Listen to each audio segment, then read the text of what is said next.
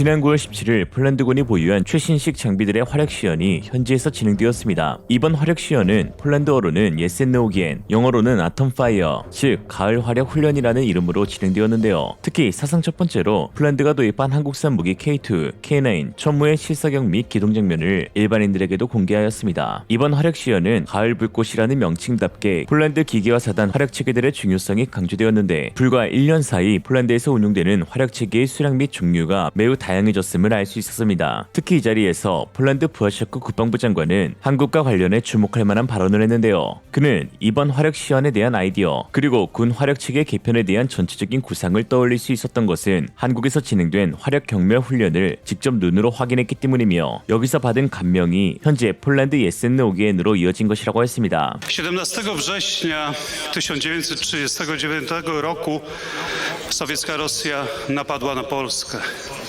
Nasza ojczyzna wówczas broniła się przed inwazją niemiecką, a więc był to cios zadany w plecy. Dziś robimy wszystko, żeby wojsko polskie było silne, żeby potencjał wojska polskiego był tak duży, aby Imperium Rosyjskie, amerykańskie czołgi Abrams, ale już oczywiście z polskimi załogami. Możemy podziwiać koreańskie czołgi K2, również armatohaubice Krab, koreańskie armatohaubice K9, żeby pokazać siłę ognia sprzętu, którym dysponują żołnierze Wojska Polskiego. Mówiłem już o sprzęcie koreańskim. Powiem Państwu jeszcze, skąd cały pomysł tego, żeby otworzyć dla opinii publicznej takie ćwiczenia. Właśnie wziął się z Korei Południowej. Kiedy w czerwcu tego roku byłem w Korei Południowej, mój odpowiednik, minister Lee, zaprosił mnie na tego rodzaju pokaz, na ćwiczenia, które były otwarte dla publiczności. Zrobiło to na mnie rzeczywiście wrażenie, dlatego na odprawie z dowódcami Wojska Polskiego podjąłem taką decyzję, żebyśmy zorganizowali właśnie ćwiczenia otwarte dla publiczności. I oto dziś, za chwilę będziemy obserwować sprzęt, który jest już na wyposażeniu żołnierzy Wojska Polskiego. 부하샤크 국방부 장관이 참가한 한국의 활약시연은 한미동맹 70주년을 맞아 역대 최대 규모로 진행된 활약 경멸 훈련이었습니다. 지난 6월 7일 세 번째 훈련 당시 폴란드 부하샤크 장관은 직접 훈련을 참관했는데요. 훈련이 진행된 승진 훈련장은 단일 훈련장으로는 아시아 최대 규모로서 대한민국 국방부가 소유한 땅과 기타 국유지를 포함해 면적이 약 570만 평, 강남구 면적의 절반 크기의 땅 전체가 훈련장으로 쓰입니다. 특히 승진 훈련장은 대한민국 육군 기갑병과의 성지로 일반적인 훈련장들이 대대급 부대에서 관리하는 것과 달리 군단급 부대의 통제하에 관리대라는 명칭의 자체 운용 병력까지 두고 있습니다. 이에 해외 군 관계자들이 한국산 무기의 활약을 보기 위한 필수 방문 코스로 불리고 있죠. 활약 경멸 훈련 당시 한국군은 K2 전차와 K9 자주포, 각종 다연장 로켓의 엄청난 화력으로 적 진지를 초토화내었으며, 또한 공중에서는 전투기 편대가 가상 진지의 항공폭탄을 연거푸 투하하고 공격 헬기도 기관총 세례를 퍼부었습니다. 투입된 장비만 30여 종 610여 대에 달하였죠. 당시 폴란드 부하샤크 국방부 장관은 처음 보는 한국산 무기의 매운맛에 눈을 떼지 못하면서 질문에 질문을 거듭했습니다. 급기야 직접 핸드폰 촬영까지 마친 부하샤크는 훈련이 끝난 뒤 한국군이 지닌 역량에 박수를 보냈죠. 또한 폴란드 군사 매체 디펜스 입사 역시 취재차 현장을 방문했는데요. 국방 전문 기자 옌드제이 그라프는 자신이 직접 촬영한 영상 및 사진들을 게시하면서 한국군이 매우 다양한 플랫폼에서 활약 조절을 완벽하게 수행하는 모습에 감탄을 금치 못했다라고 전했습니다. 유튜브와 본지에 활약 경멸 훈련에 대한 취재를 담기도 하였죠. 폴란드가 단연 놀라워했던 것은 바로 한국이 지닌 활약 체계의 성능 및 규모였습니다. 없는 것 빼고 다 있다는 한국 무기에 진심으로 놀라워했습니다. 한국은 60만 대군을 보유하였기에 자연스레 대량 생산을 통한 단가 하락 및 원활한 부품 공급이 이루어질 수 있습니다. 또 한국군이 실전적 훈련을 통해서 품질까지 검증을 해주니 믿고 구매할 수가 있죠. 특히 육군, 해군, 공군, 해병대가 사용하는 거의 모든 무기 체계를 독자적으로 개발했을 뿐만 아니라 6.25 때 사용하던 구식무기부터 최신 223, 스텔스기, 전차, 자주포 등도 모두 보유하고 있는 보기 드문 국가입니다. F5부터 KF-21까지, 패튼부터 K2까지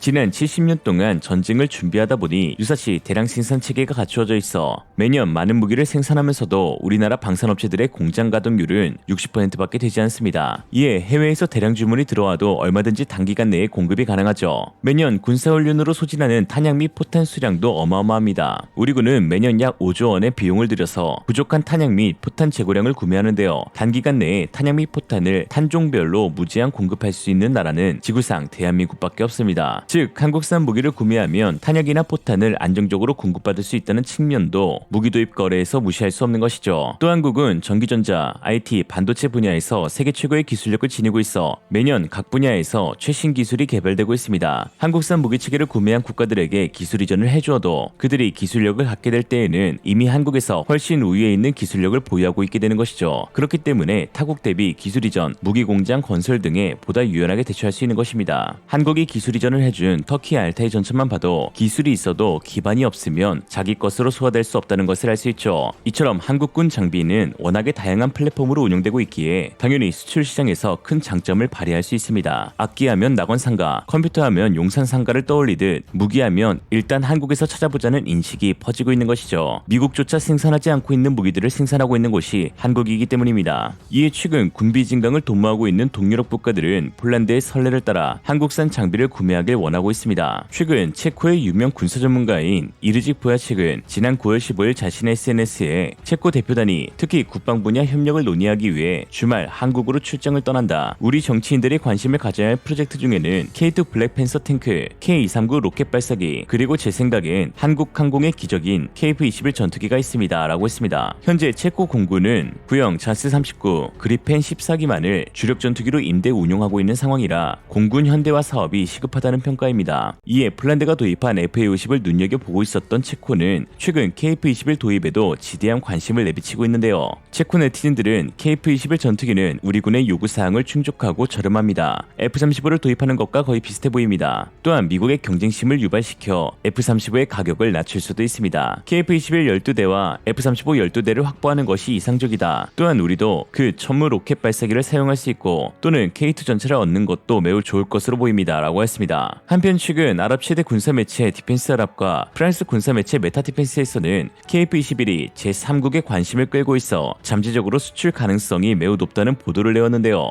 공동개발국인 인도네시아가 아닌 제3국에 KF-21이 수출되게 된다면 현재까지 1조 원의 분담금을 미납하고 있는 인도네시아는 퇴출까지 당할 수 있는 처지라 인도네시아 매체들은 연일 자국을 변호하기에 바쁜 모양새입니다. 인도네시아 매체 존나 자카르타는 지난 9월 16일 UAE 등 해외에서 KF-21에 참여할 것이란 보도가 나오고 있지만 아직 공식적으로는 알려진 것은 없다. 인도네시아는 KF-21 개발 사업에서 중요한 역할을 담당하고 있다. 사업의 성패는 시장 판매 가치 확보에 있지만 만약 한국이 인리를 잃으면 규모의 경제를 이루지 못한다. 따라서 마케팅 측면에서 한국은 인도네시아의 역할이 꼭 필요할 것이다 라고 했습니다. 한마디로 퇴출시키지 말아주세요. 또한 최근 인리 군사 매체 디펜스테크 듀데스와 인터뷰를 진행한 KF-21 인도네시아 엔지니어는 인리 정부의 오판으로 엔지니어들 사이에서 위기감이 돌고 있다고 했습니다. 그는 인도네시아 정부가 연구개발 비용을 지불하여 이 국가 간 전략 프로젝트에 전폭적인 지원을 해주길 바랍니다. 이 프로그램에 참여한 많은 인도네시아 엔지니어들은 정부의 불투명한 태도로 인해 희망을 포기하고 이 프로그램이 중단될 수 있다는 우려의 목소리를 내고 있습니다. 현재 인도네시아 엔지니어들은 반쯤 넘어뜨리고 다시 일으켜 세우자는 태도에 지쳐 있습니다. 이는 N250과 R80과 같은 국가 항공 우주 프로그램들이 중도에 취소된 경험 때문입니다. 인도네시아 정부는 KFX, IFX 프로그램에 집중하고 완성할 수 있기를 바랍니다. 기존 프로그램을 소홀히 하는 새로운 프로그램을 만들지 말아야 합니다. 라고 했죠. 그러나 사실 이미 인도네시아는 선을 넘었습니다. 분담금 안에는 성공하지 못할 수도 있다는 리스크도 포함되어 있었기에 고작 20%의 분담금을 가지고 참여하는 인도네시아가 공동개발이라는 타이틀을 달 수 있었던 것인데요. 그러나 개발이 완료된 후에 분담금을 지급하는 것은 공동개발국으로서 어떤 의미도 없습니다. 그저 수출국 중 하나라고 볼 수 있는 것이죠. KF-21은 성공적인 개발이 진행 중으로 이미 300회 넘는 비행시험에서 단 한 번의 결함도 발생하지 않았습니다. 이 과정에서 어떤 인도네시아의 기술적 참여는 없었기에 인도네시아의 모든 요구는 철저하게 무시될 수밖에 없습니다. 아무리 많은 것을 보유한 사람이라도 자신에게 적대적인 사람에게는 10원조차 아까운 법이니까요. 오늘의 한 줄평, 무기백화점 한국에도 없는 것, 인도네시아로 보내줄 시제기. 이상으로 리얼리즘이었습니다. 여러분의 생각은 어떠신가요? 현명하고 지혜로운 여러분의 의견을 지금 댓글에 남겨주세요.